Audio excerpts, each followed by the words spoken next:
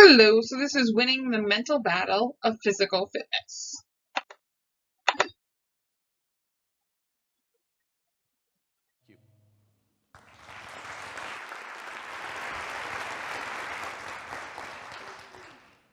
Is exercise important? Heart disease, cancer, diabetes. One of the things they all have in common is they can be affected by obesity. The first recorded heart attack in this country was in 1896. In 1896 in this country, you had to get exercise to go to the bathroom. Everybody lived on farms. But we got smart. We started building machines to help us get our work done. We moved to the cities and started pushing buttons for a living, and pushing the wrong button could really create a lot of stress. And we started noticing that people were starting to die from clogging the arteries. By the Korean War, half the soldiers averaging 19 years of age killed during that war showed significant blockage of coronary arteries. 1956, the Eisenhower administration had a big meeting in Washington, D.C. The military was noticing something funny starting to happen. It was becoming increasingly difficult to find young American men who could pass the induction physicals for the military. They wanted to figure out who to blame. What's the problem? They looked into the public schools, and some researchers had done fitness tests involving the ability of our students at the high school and junior high school level to perform what they call functional movements, just everyday things you might have to do in your job or in your lives. Like, can you bend over and you touch your toes, At 16 years of age, you should be able to put your toes in your mouth.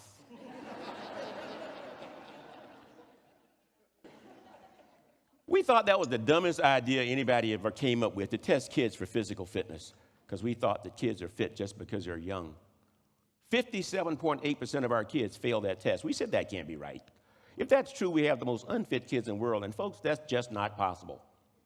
So they decided to take the test to kids and give it to kids in Europe. 7% fail. They shopped that test all over the world, could not find another group of kids on the planet that had anywhere close to a 7% failure rate on that test, a 57% failure rate on that test. He came back and started what eventually became the President's Council on Physical Fitness and Sports. And for over 40 years now, everywhere you turn, somebody's been trying to put you and your kids on exercise programs. And then we got another bright idea. Why don't we check to see how fit we've become? 40% of us are still enthusiastically avoiding exercise. 50% are exercising and still in lousy shape, about 10% are keeping fit. University of Indiana measured the fitness level of 4 million kids between 6 and 17 years of age and found that in the middle of all this hoopla about exercise, 57% of our kids are still failing fitness tests, and fitness leaders say they're worse now than they were 30 years ago. We're finding 14 to 19-year-old kids with 40% blockage of coronary arteries. What used to be called adult-onset diabetes is now showing up in kids between 4 and 10 years of age. They say we're raising the first generation that will have a shorter life expectancy than either their parents or grandparents. It has never before happened in our history. The state of Oregon has the highest rate of obesity of any state west of the Rockies. Our public schools are being gutted because of budget cuts, and the first thing we always cut is physical education. They formed an Oregon Health Policy Commission to tell us how to solve this problem. They published a 65-page report, which basically said, we don't know. But they said this: children's behaviors are substantially affected by the influential adults in their lives, parents, grandparents, and teachers. Efforts to address childhood obesity in Oregon will not be successful unless they also include interventions that influence the healthy eating and physical activity behaviors of adults as well as children. Now, they watered this message down a bit in their final draft, but the idea was out. How many of you get all the exercise you need? And if not, why not? Well, the two most common objections are, what do you think it is? Number one, I don't have time. Every time we've asked, I don't have time. Number two, and this surprised me, how often they stated and how boldly they stated was, I'm too lazy to do it even when I do have time. Or the way one guy in South Carolina said it, I swear after college I'd never sweat again. Let's just call it lack of motivation. But every time we in the medical and fitness field have been bold enough to ask, why don't you do it? You've been incredibly honest and you've been incredibly consistent. You said two things over and over and over and over again. I don't have time and I don't know how to stay motivated to exercise. And you would think all medical and fitness leaders who cared would have scheduled a national convention somewhere, got into a big room and said, let's just solve these two problems. It has never happened. As fitness leaders, we are not trained to deal with, I don't have time and I don't know how to stay motivated to exercise. I almost changed my major to the University of North Carolina when I heard some guy from California say, exercise to my wife is to take a bath, pull the plug, and fight the current.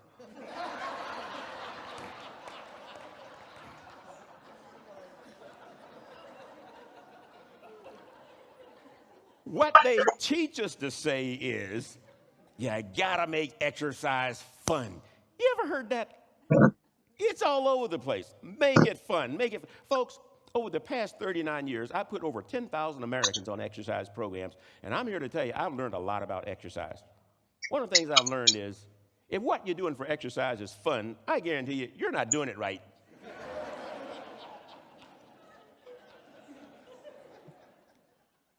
There are physiological requirements that must be met in order to benefit from your exercise program, whether you like it or not. The intensity, the duration, the frequency of your exercise are all more important than whether or not it's fun. You must work every muscle in the body, the cardiovascular system, flexibility, muscle balance, muscle strength, and there's no single activity or exercise that we know of that adequately works the total body. If you don't sit down and design a total body workout, it isn't going to happen. So how do you solve this problem? Well, I got to meet Dr. Mark Anschel. Dr. Mark Anschel has a dual professorship at Middle Tennessee State University in Murfreesboro, a dual professorship in the Department of Psychology and Health and Human Performance. He wrote an article conceptualizing a new fitness major he was going to call Applied Exercise Psychology, which would have been what I majored in had it existed when I was in school. But basically what he had done is wrote an article to the Journal of the Board of Sports Psychology explaining what he saw was justification for this new fitness major and explaining the problems he saw in physical fitness. And it almost exactly mirrored what I've been speaking on for over 30 years, to the point where I wanted to meet this guy. So I flew back to Nashville, drove down to Murfreesboro, looked him up in his office, went up to him, gave a great big bear hug, and said, "You're my hero," and he called for security. And no, that didn't happen, but I explained to him what I was doing, and he was so appreciative of that, and has a new book out and promised to send me a new copy, which I haven't gotten yet. But what he basically said is this: this fitness problem is more about our mental failures than our physical failures. It's more about your head and your attitude than it is about your body. He said, you just can't decide to exercise and have it sustain you for the rest of your life. So your brain's going to fight you. You say, I'm going to start an exercise program. Your brain says, what are you doing? Haven't we been down this road? Look at you. Look at your dog. But he says you have to win the mental battle, and it's tough. One guy said he got in his car, decided to go to the health club. He got down to the intersection. The light turned red. He said, that's a sign. Turned around and went back home. But if you can win the mental battle for 5 consecutive years, you will never go back to your previously sedentary lifestyle. But you got to keep it up. How do you win the psychological battle associated with getting ourselves to exercise? Well, make it just that, a lifestyle. It has to become a habit. Now, we know that rather than working out every day, 3 days a week, the way we've been taught, working out 7 days a week, or according to the American College of Sports Medicine, work out most days or every day. I said, thank you. I've been saying that for over 30 years. See, it's easier to work out every day than it is to work out 3 days a week. 3 days a week gives you too many decisions. Monday, Wednesday, Friday, Tuesday, Thursday, Saturday. Can I skip today and double up tomorrow? Folks, if you're negotiating about whether or not to work out, it's over. Do you work out first thing in the morning? You have a 300% greater chance of getting it done than at any other time of day, because you have more control over your schedule first thing in the morning than any other time of day. Try to confine your workout time to 20 minutes or less. The more time you spend exercising, the less likely you are to do it, and the more likely you are to get injured, will keep you from doing it anyway. And then work against resistance. If you work against resistance, you get tired faster. Now, the most important rule in exercise physiology is called the overload principle. It says no benefit occurs in any exercise program until you get tired. The problem is, as you get more fit, what happens to the amount of work you have to do to get tired? It goes up. In the public schools, they did studies on high school boys and asked them to do as many push-ups as they could every day until they got tired. Do that every day for a year. The boys who could do 5 push-ups on the first day, after a year, were doing between 100 and 120 to get to the same level of fatigue that 5 got them on the first day. We're talking major league boredom, even if you do have time. So then we said, we'll just go on a diet. Well, folks, the quickest way I know to get an American fat is to go on a diet. Don't ever diet another day the rest of your life. Eat for nutrition, never eat for weight loss, and never make any change in the way you eat that you're not willing to make permanent. Now, there's a lot more I want to talk about nutrition, but for lack of time, let's just concentrate on physical fitness today. So 7 days a week, first thing in the morning, plan to spend about 20 minutes or less, and then work against resistance so that as you become more fit, you don't spend more time, you work against more resistance. So how do you do that? Well, I was speaking to the University Rotary Club in Seattle, and one of the members came up when I was done and said, I'm one of the editors for Prentice Hall Publishing. We're the largest publishing company in America. We have a waiting list of people that want to write books on exercise. Nobody is telling us how to stay motivated. And what you told us here today makes more sense than anything I've heard anywhere in the country. We do a book for my company on fitness motivation. And I said, sure. That was 30 years ago, and I haven't gotten motivated to do it yet.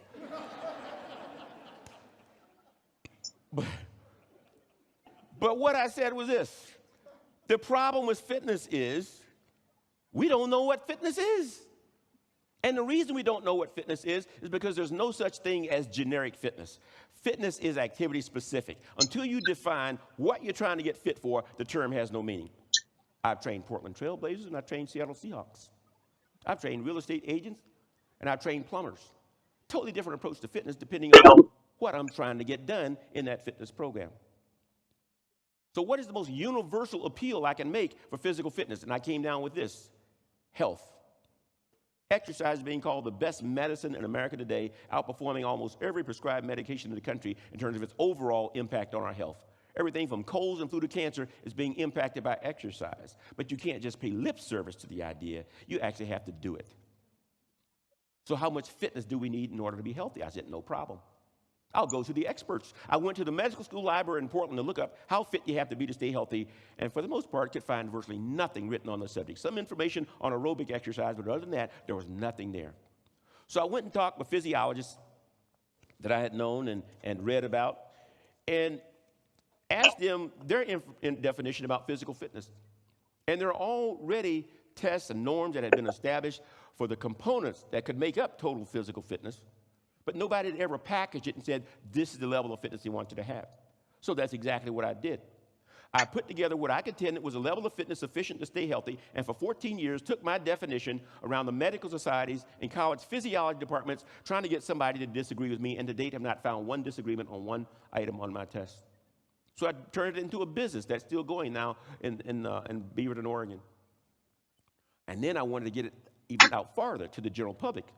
So I got on the speaker circuit and started teaching the general public how to measure their own physical fitness that will be sufficient to impact your health, both physical and mental health, by the way.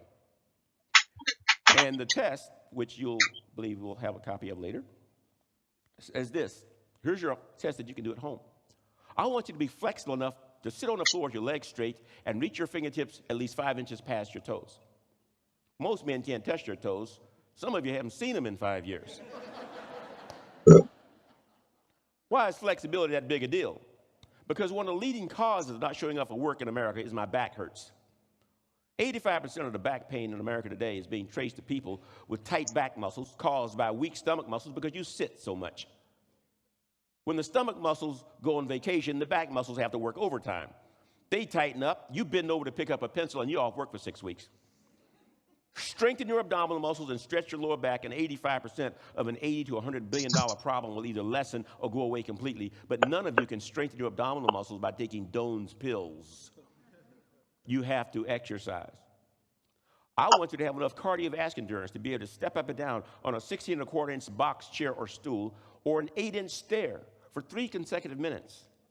Take the pulse for 15 seconds and multiply the beats by 4. If your pulse is higher than 144 beats a minute for men, or 156 beats a minute for women on a 16.25-inch step, you just failed the test. And 75% of the people in this room, if you're typical, will fail that test.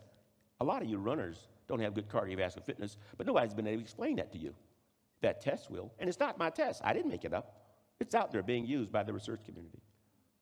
And then finally, keep track of your body fat. One lady started a 15-mile-a-week jogging program with light weight training, hoping to lose weight. She gained 8 pounds but dropped 6 dress sizes because muscle is heavier than fat and takes up less space. This is a SkinFold caliber. I've been taking it everywhere I go, every time I speak for over 30 years. It measures subcutaneous body fat. Half the fat in your body is stored directly beneath the skin.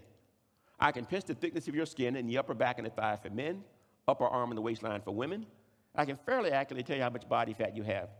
Women shouldn't carry more than 20%, men no more than 15%. If you're carrying more than that, you tend to be more prone to everything from colds and flu to cancer. And by the way, for you researchers, this is Sloan's formula that I'm using for estimating body fat. And I'll be happy to stay around at the end of the day and do body fat percentages for anybody who wants to have that done. It's the quickest way I know to clear the room.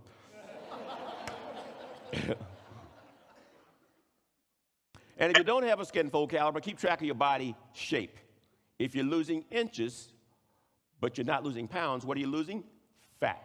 And that's a good thing. So keep track of your shape. For men, you should at least keep track of your waistline. If you're dropping body fat, you almost always are dropping the waistline measurement.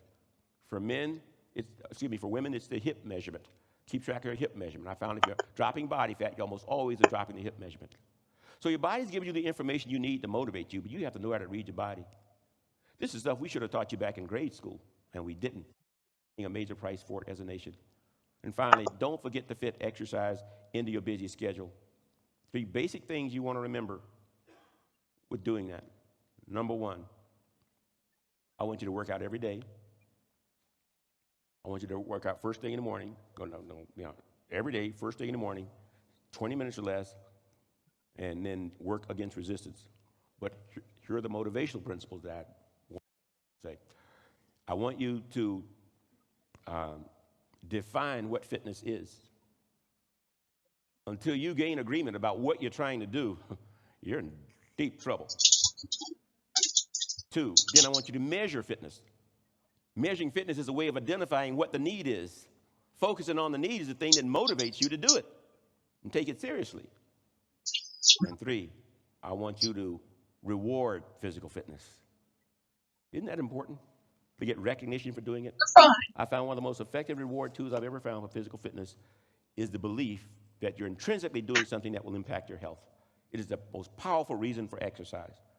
But beyond that, here's what comes in number 2. Little sticker stars and paper certificates. Some of the top executives in the state of Oregon I've had rearranging their schedule to get their next sticker star. This stuff works, okay? So define fitness, measure fitness, and reward fitness. Thank you.